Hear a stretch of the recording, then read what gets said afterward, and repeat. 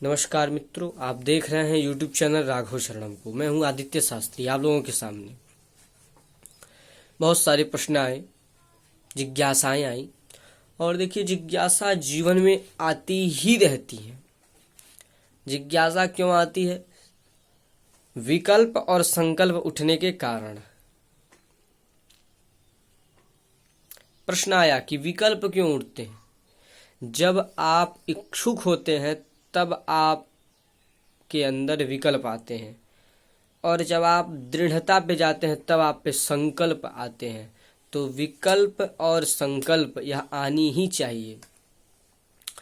और दृढ़ता कब आएगी? जब आप उसके बारे में जानेंगे। और जानेंगे कब? जब आपके अंदर विकल्प की परिभाषा आएगी। तो जब से हमने वीडियो बनाया है तब से मेरे पास कम से कम 50-60 कॉल आ चुके हैं। और वो कॉल जो है 15 साल से लेकर के 21 साल तक किशोरावस्था के बच्चों ने किया है। कहा है कि गुरुजी, हमने आपका वीडियो देखा और देख के मन इतना प्रसन्न हुआ कि हम लोगों ने सोचा कि अब सभी लोग यही बस कह रहे हैं कि हम सोच रहे हैं अब संस्कृत पढ़ें। बहुत ही सुंदर बात उन्होंने कही संस्कृत पढ़ने के लिए। और मैं बहुत ही प्रसन्नता के साथ आप लोगों का व्यक्त करता हूँ कि जो भी विद्यार्थी संस्कृत पढ़ना चाहते हैं, निसंकोच, बहुत ही सुंदर कार्य है, बहुत सुंदर कार्य। वह काशी में आए, काशी में संस्कृत पढ़े। काशी के विद्वानों के घर पे पढ़ाई होती है। विद्वान यूनिवर्सिटी में बहुत कम मिलेंगे, घर में ही पढ़ाते हैं विद्वान। जो घर पे ही पढ़ाए, मैं तो उससे ही विद्वान समझता हूँ, क्योंकि वह अर्थ की लालच नहीं करता। वह किसी कामना का परिभाषा नहीं करता। गुरु शिष्य परंपरा के अनुसार वह पढ़ाता है। तो यहाँ पर पढ़ाई होती है। आप सभी लोग आइए, स्वागत है। नंबर भी मैं दिया हूँ। अब यहाँ पर कुछ प्रश्न और आए हैं, तो सभी प्रश्नों पे प्रकाश डालने का मैं प्रयास में करूँगा। एक प्रश्न महत्वपूर्ण आया है।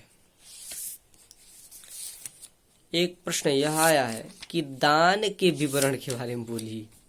अब क्या बोलूं दान के बारे में? दान के बारे में जब मैं बोलता हूं तो मेरे रोए खड़े हो जाते हैं। लोग समझते हैं अरे ये पंडितों का ये खेला जो है, दान होनी क्या है, कुछ समझ में नहीं आता है। ये तो पंडित पुजारी जो मंदिर उंदिर में दान वान लेते हैं। क्या आप कह रहे हैं? सब फालतू चीजें हैं। नहीं, दान का महात्म्य क्या है, सबसे पहले यह सुनिए। मैंने कहा कि संकल्प और विकल्प जागृत होते हैं। तो विकल्प क्यों जागृत होते हैं? विकल्प तभी जागृत होगा जब आप जानने के लिए उत्सुक होंगे। और आप जानने के लिए उत्सुक हो रहे हैं तभी तो प्रश्न आ रहे हैं। तो प्रश्न कहाँ से आते? तो आप उत्सुक हैं, और जब उत्सुक हैं तो फिर जानिए। भगवान ने 18वें अध्याय में कहा है गीता जी में, संन्यासस्य महाबाहो तत्त्वमिच्छामि वेदितुम् त्यागस्य च हृषिकेशं पृथक् केशी निषूदनम। अर्जुन ने कहा, हे प्रभु, हे नाथ, हे अंतर्यामी, मैं संन्यास के द्वारा मैं तत्व, वह जो संन्यास त्याग के तत्व को पृथक पृथक रूप में महात्मा लोग गाते हैं, मैं उस तत्व को मैं जानना चाहता हूँ। उस तत्व के बारे में बताइए कि जो कर्मों का जो त्याग करके जो संन्यास ग्रहण करते हैं, उस तत्व के बारे में मुझे कुछ बताइए। संन्यासस्य महाबाहु पृथक केनी निषूदनम। पृथक पृथक, एक नहीं, पृथक पृथक। तो फिर भगवान ने इसकी जिज्ञासा को जान करके व्यक्त किया। भगवान ने सभी जिज्ञासों को जान करके अर्जुन के और सभी जिज्ञासों का जो शंका का समाधान करने में प्रयासरत हैं। भगवान ने फिर कहा कि काम्यानाम कर्मणा न्यासम संन्यासम कवयो विदुः सर्वकर्म फल त्यागी प्राहुस्त्यागम विवक्षणाः। ये क्या है? पहले है क्या? काम्यानाम, अपने कामनाओं का, काम्यानाम कर्मणाम, अपने कामनाओं के द्वारा जो कर्म आ रहा है उस कर्म को न्यासम संन्यासम विदो विदुः। पंडित जन तो काम्य कर्मों को, त्याग को संन्यास समझते हैं। अच्छा, वह काम्य कर्म कौन सा है, और दूसरे मैं बताऊंगा काम्य कर्म कौन सा है, और दूसरे विचारकुल पुरुष कर्मों का त्याग को संन्यास कहते हैं। अब कर्मों का त्याग का अर्थ है घर को छोड़ करके बाबा जी बन जाइए, यह कर्मों का त्याग है।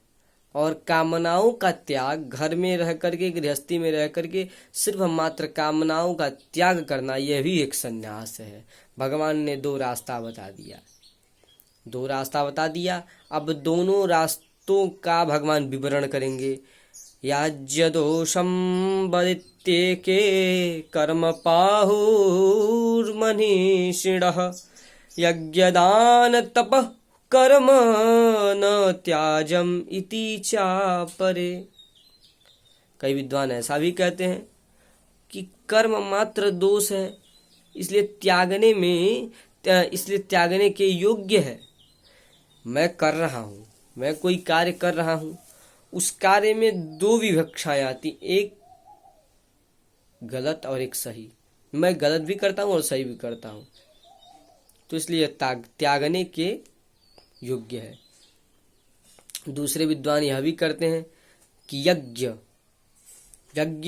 कर्म यज्ञ, नियत यज्ञ, और यह यज्ञ दान, किसी को देना, दान। मैं नहीं कह रहा हूं, भगवान स्वयं कह रहे हैं।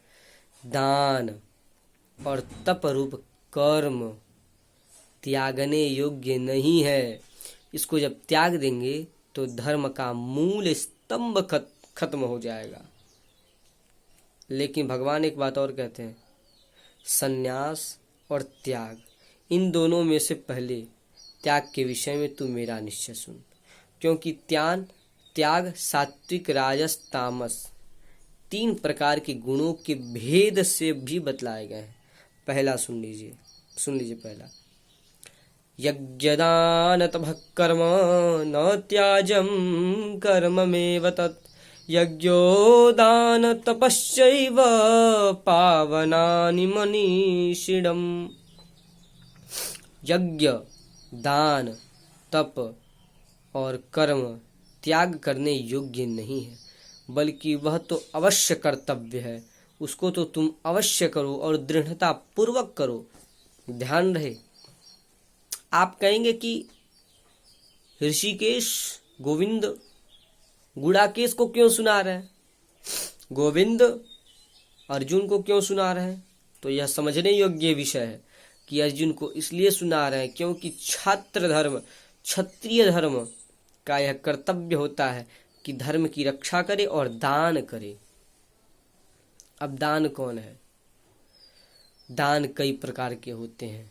पहला भाव का दान। आप कितना भी आप धन दे दो, मंदिर में दे दो, गरीब को दे दो, यदि भाव नहीं है तो कुछ नहीं। पहला भाव दान, दूसरा अन्न दान, तीसरा धन दान, चौथा वस्त्र दान, पांचवा पुस्तक दान और छठवा विद्या दान, कन्यादान इत्यादि का दान। बहुत सारे दान है। दानों का विवरण बहुत प्रकार से है। तो आप जो दें उसमें भाव की अनुरूपता रहनी चाहिए, न कि सामग्री की अनुरूपता। भगवान ने कहा है कि भाव के द्वारा देना चाहिए। मुझे भी कोई ना कोई दान अगर दे और मैं भी किसी न किसी को दान दूं, तो मैं अगर ले रहा हूं दान तो मैं भी भाव से लूं, और अगर मैं दे रहा हूं दान तो मैं भी भाव से दूं। यह हमारे अंदर सहजावस्था में व्यवहार बने। दान देने योग्य है, लेकिन सिर्फ कामना के लिए नहीं, कर्मणा के लिए नहीं, भाव के लिए भी। आगे भी भगवान कहते हैं, इसको बुद्धिमान पुरुष पवित्र करने के लिए अपने सिरोधार्य करते हैं और इसको छोड़ते नहीं। दूसरी बात, दशांश दान का विवरण आता है। कई पुराणों में भी आया है, यहाँ पर भी आया है, भागवत जी में भी आया है।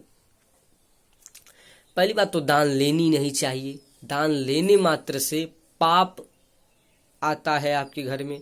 दूसरी बात, दान देनी चाहिए। अब यहाँ प्रश्न आया, कोई लेगा नहीं तो देंगे किसके? देना उसी को है जिसकी आवश्यकता हो। और आवश्यकता किसको होगी? जो लेने में समर्थ होगा उसी को आवश्यकता होगी। हम नहीं लेते दान, हमको कोई नहीं देता है दान, और हम दान देते हैं। तो दान का ये विवरण है। दान देना चाहिए, यज्ञ करना चाहिए, तप करना चाहिए। अब आप कहोगे महाराज आप क्या तप कर रहे हो? मेरा तप क्या है? विद्यार्थीनाम अध्ययनम ही तपः कार्यम शुद्धा विचारा प्रवर्तते। मेरा अध्ययन ही मेरा तप है, और अध्ययन करके आप लोगों को ये वीडियो पे भेज रहा हूँ, ये भी एक प्रकार से तप ही है। लेकिन मैं कोई बहुत बड़ा कार्य मैं कर रहा हूँ। मैं नीच कोटि का हूँ।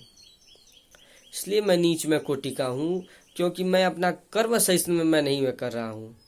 लेकिन हाँ, आत्मविश्वास तो है मुझे कि मैं कुछ कर रहा हूँ, तो मैं कुछ नहीं हूँ। और दूसरी बात, यज्ञ दान तप करना चाहिए। आपका प्रश्न आया, आपके प्रश्नों का आपका उत्तर मिल गया। अब आपके उत्तर के माध्यम से कई लोगों का कल्याण होगा।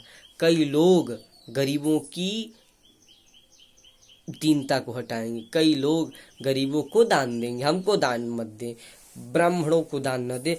आज भारतवर्ष में ब्राह्मण सर्वसंपन्न है मेरे दृष्टि से। जो नहीं संपन्न है उसको तो नारायण खुद ही देंगे अगर वो कर्म करेगा तो। लेकिन गरीबों को दान दें। आगे भगवान कहते हैं, हाँ एक बात और। क्या बात? यस्य नाहंकृतो भावो।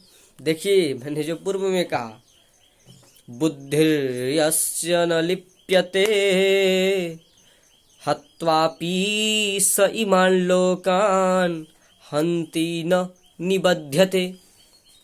ये अहमता का जो भाव आता है, मैं करता हूँ, मैं ही तो दे रहा हूँ, ये गरीब क्या जाने। इसको तो मैंने खिलाया है, मैंने वस्त्र दिया इसको। कई लोग हमसे पूछते हैं, अभी कल फोन आया था कि आप कुंडली, शायद उन्होंने जन्म तिथि इत्यादि सब भेजा था हमारे पास।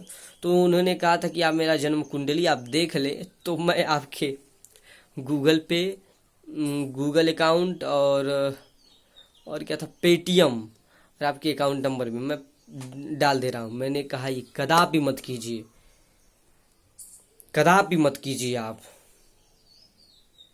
मैंने कहा इस धन से मेरे निमित्तक जो आपने धन रखा है उसको ले जाकर किसी विद्यार्थी को दे दीजिए। वह विद्यार्थी पुस्तक खरीद ले, वस्त्र खरीद ले, पेन खरीद ले, कुछ भी खरीद ले, वो वस्त्र खरीद ले, कुछ तो कुछ उपयोग में आएगा ही उसको। जो गरीब हो, ऐसा ना हो कि जो 1 लाख रुपया महीना आ रहा हो और उसके बेटे को आप ले जाकर के पुस्तक आप भेंट करो, लीजिए जी। और इसी को लोग कर रहे हैं आज के डेट में। कड़वी बात मैं बोलने जा रहा हूँ, इसी को लोग कर रहे हैं। गरीबों को कोई नहीं देख रहा है, अमीरों को सभी लोग देख रहे हैं। अमीरों को तो सभी लोग जब जाते हैं, भैया नमस्कार और कैसे हैं, बस सोचा कि भाभी जी के हाथ का एक चाय पी लूं।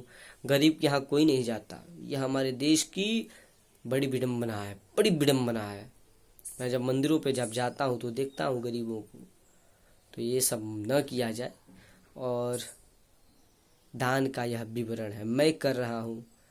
जिस पुरुष के अंतःकरण में मैं करता हूँ ऐसा भाव नहीं है, जिनकी बुद्धि सांसारिक पदार्थों में और कर्मों में लीपायमान नहीं, न लिप्यते, लीपायमान नहीं होती, वह पुरुष सभी लोगों को मार कर भी वास्तव में नहीं मरता, न पाप से बंधता है।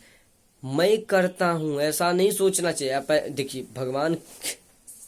भगवान ऐसा नहीं कर रहे हैं कि तुम मारते रहो सबको और मुझे आओ और मुझे कहो भगवान मैंने थोड़ी किया, आपने ही किया।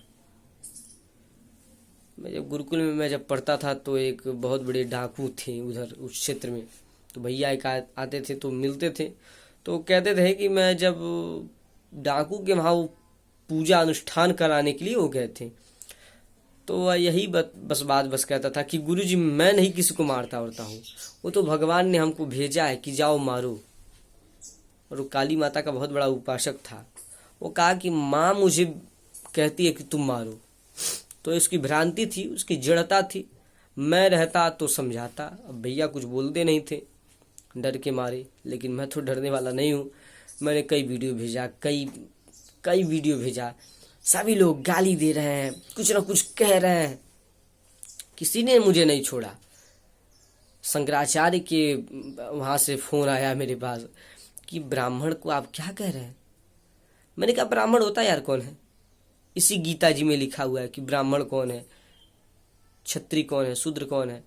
जन्म तो कुत्ते भी लेते हैं, न तरु बाज बलि बाद बियानी। तो क्या कुत्ते भी जन्म लेते हैं? और वहीं एक ब्राह्मण भी जन्म लेता है। लेकिन ब्राह्मण अगर कुत्ते के जैसा हो जाए, और अगर कुत्ता मेरे भाव को समझिएगा, करने में तो असमर्थ है वो, नहीं तो समर्थ रहता तो ब्राह्मण का कर्म अगर करता हो तो वही ब्राह्मण हो जाता हो। चूंकि करने में असमर्थ है, तो इसलिए ये भ्रांति ना फैलाया जाए समाज में। और आगे आप लोग देखते रहिए यूट्यूब चैनल राघव शरणम को सब्सक्राइब कीजिए। अभी हमारे बहुत सब्सक्राइबर कम हैं, कम से कम सब्सक्राइब करेंगे तो हमारा तो आत्मबल बढ़ेगा।